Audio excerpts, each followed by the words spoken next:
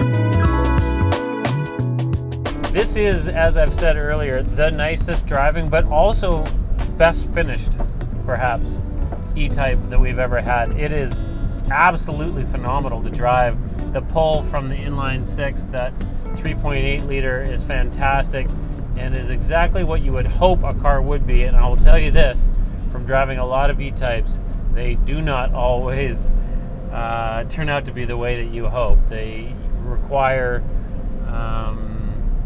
proper restoration and mechanics working on them to get them running that way, and then they need constant driving, which is this car has always had since it's finished its restoration in about 2015.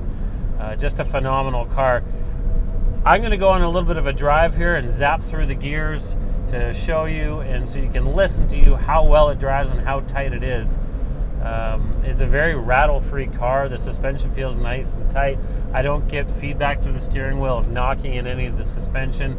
The synchros and the transmission are excellent as it was rebuilt. And the power is great. Carburation is tuned just right. Door fitment, there's no whistling from the doors. It's just fantastic. So without further ado, please enjoy some spirited driving on this back road.